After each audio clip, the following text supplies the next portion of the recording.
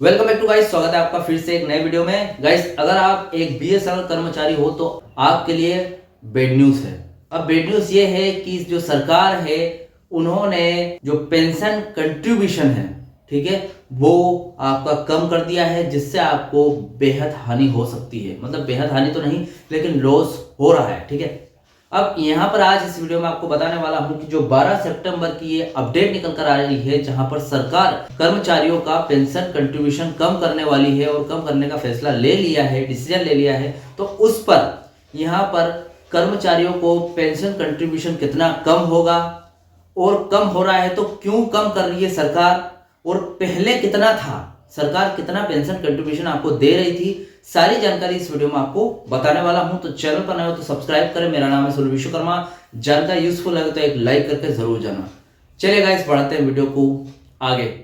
यहाँ पर देख सकते हैं 12 सितंबर 2025 की न्यूज है और गवर्नमेंट ने एक लास्ट डिसीजन ले लिया है। और भैया ये आपको बता दूं कि ये जो आफ्टर वेज रिवीजन का फैसला है, ठीक है, ये पहले अभी लिया नहीं गया है, लेकिन ले लिया जाएगा वेज रिवीजन के बाद। ये जो थर्ड पीआरसी फाइनलाइज्ड हो जाएगी, उसके बाद ये फैसला लिया जाएगा कि जो बीएसएनएल के कर्मचारी है उनका कंट्रीब्यूशन कम करना है, ठीक है। तो उससे बीएसएनएल कर्मचारियों को काफी ज्यादा लॉस होगा, ठीक है।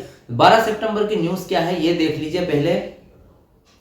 Government decided to collect pension contribution from BSNL based on the actual basic pay of the absorbed employees and not on the maximum of their pay scales।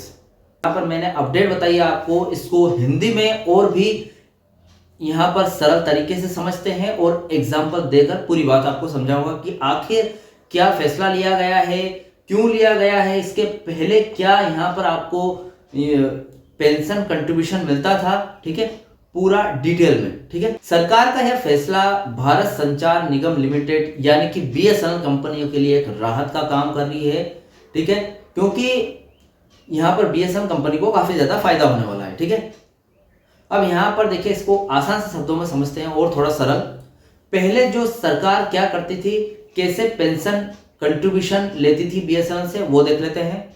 सरकार बीएसएनएल से पेंशन अंशदान यानी कि पेंशन कंट्रीब्यूशन की गणना कर्मचारियों के वेतनमान की अधिकतम सीमा यानी कि maximum of the pay scale के आधार पर करती थी, ठीक है। अब इसका मतलब यह है कि भले ही किसी कर्मचारी का मूल वेतन 50,000 हो, लेकिन यदि उसके वेतनमान की अधिकतम सीमा 80,000 या फिर उससे ज्यादा होगी तो सरकार 80,000 के हिसाब से ही पेंशन अंशदान मांगती थी बीएसएनएल से, ठीक है।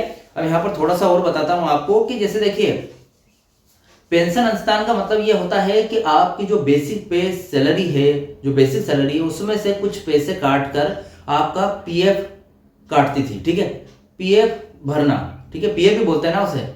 हम जो भी बेसिक सैलरी कमाते हैं उसमें से कुछ पैसे कटते हैं हमारे, वो भले प्राइवेट नौकरी हो या फिर सरकारी।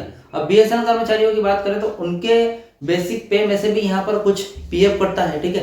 तो उसमें से कुछ पीएफ तो आपकी कंपनी काटती है खुद की, जो बीएसएनएल है वो, और कुछ पीएफ सरकार काटती है। तो सरकार जो बीएसएनएल से कर्मचारियों से जो पीएफ कटता है उनका, ठीक है, यहाँ पर पेंशन कंट्रीब्यूशन के लिए कटता है, ठीक है, ताकि ये जो पीएफ आगे जाकर आपको बड़े अमाउंट के रूप में मिल सके और आपका पेंशन के हिसाब से, मतलब आपका अगर आपके पास नौकरी नहीं होगी तब भी आपका पेंशन से रिलेटेड आपका जो जीवन है वो काफी अच्छा कट सके, इसलिए आपको पेंशन देती है। तो उसमें जो कंट्रीब्यूशन था वो पहले ज्यादा था, आप कम कर रहे हैं, ठीक है।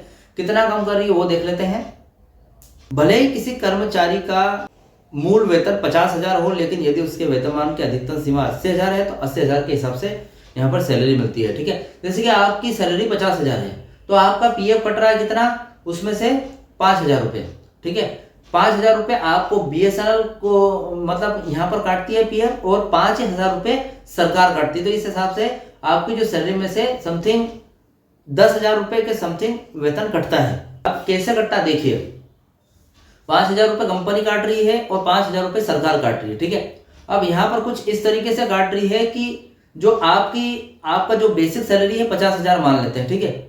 अब 50,000 है और आपकी जो जैसे आपकी नौकरी जब रिटायरमेंट आ जाएगी, रिटायरमेंट करीब आ जाएगी, तो आपकी सैलरी बढ़कर हो जाएगी 70-80 हजार रुपये।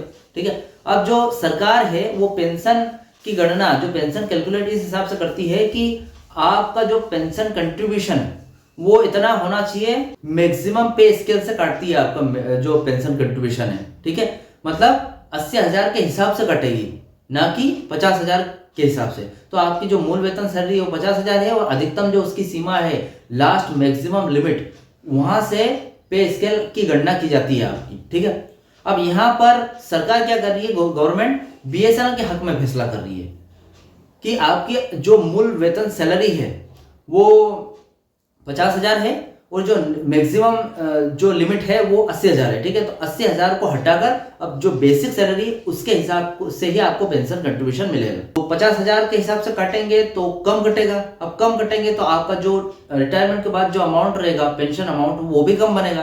तो कम बनेगा तो आपको काफी ज्यादा लॉस होगा। ठीक है, समझ में आया? तो कुछ इस तरीके से कर्मचारियों को लॉस होगा यहाँ पर। ठीक है, तो यहाँ पर देखते हैं, यह बीएसएनएल के लिए एक वित्तीय बोझ था जो कंपनी को हर कर्मचारियों के लिए ज्यादा पैसे देने पड़ते थे, जबकि उनका वास्तविक वेतन कम था। यह एक तरह से कंपनी पर अतिरिक्त खर्च था। ठीक है, अब क्या बदलाव हुआ ये देखते हैं। अब सरकार ने यह फैसला लिया है कि बीएसएनएल से पेंशन अंशदान उनके वास्तविक मूल वेतन, एक्चुअल बेसिक पे के आधार पर ही वसूला जाएगा। आपकी पीएफ में से जो बेसिक सैलरी है उसके हिसाब से ही आपका पीएफ कटेगा। पूरा जो अधिकतम जो लिमिट थी आपकी उसके हिसाब से अब नहीं कटेगा। बेसिक पे में से कटेगा, तो बेसिक जो सैलरी अभी चल रही है उसके हिसाब से अगर कटेगा तो बहुत ही कम आपको पैसा मिलेगा, और कम मिलेगा तो आपका लॉस ही होगा भैया। ठीक है, तो इससे क्या है, बीएसएनएल का फायदा भी होगा। देखिए बीएसएनएल का फायदा क्यों होगा वो देख लीजिए। जैसे बेसिक पे आपकी कम रहेगी, उसके हिसाब से आपका यहाँ पर पेंशन कंट्रीब्यूशन कटेगा, तो पीएफ कटेगा, तो उसकी वजह से बीएसएनएल को कम पैसे देने पड़ेंगे आपको। तो उसका वित्तीय बोझ जो ज्यादा खर्चा हो रहा है आपकी वजह से, कर्मचारियों की वजह से, जैसा कि बीएसएनएल का कहना है। अब यहाँ पर बीएसएनएल आपके पैसे काट रही है, मतलब कम पैसे देने पड़ेंगे बीएसएनएल को पीएफ में आपके, तो भैया उसको तो फायदा ही होगा। ठीक है, तो उसके लिए राहत का काम करेगी ये। ठीक है, अब सरकार ने जो फैसला लिया उसके हिसाब से जो पुराना नियम था वो क्या है वो देख लीजिए, और नया नियम क्या है वो भी देख लेते हैं साथ में। पुराना नियम, अगर किसी बीएसएनएल कर्मचारी का मूल वेतन 50,000 है लेकिन उसके वेतनमान की अधिकतम सीमा 80,000 है, तो बीएसएनएल को 80,000 पर ही आधारित पेंशन अंशदान देना पड़ता था। देखिए, जैसा कि मैंने आपको पहले बताया। ठीक है, अब पुराना नियम हो गया, अब नया नियम क्या लागू होता है वो देखिए।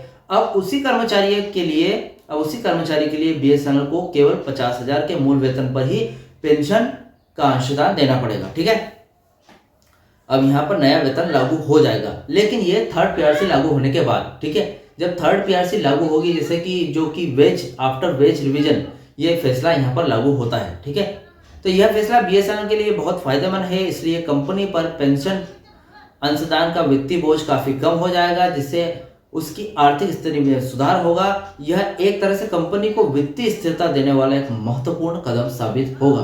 तो गाइस, आपको पूरी डिटेल में मैंने समझा दिया है कि इससे कर्मचारियों को क्या नुकसान होने वाला है और यहाँ पर बीएसएनएल को कितना फायदा होने वाला है। ठीक है, तो आपकी इस पर क्या राय है, क्या डाउट, क्वेश्चन वगैरह है, मुझे कमेंट बॉक्स में कमेंट कर सकते हैं। और वीडियो अच्छा लगा तो वीडियो को लाइक, कमेंट, शेयर जरूर करें। मिलते हैं गाइस नेक्स्ट वीडियो में। सी यू सून।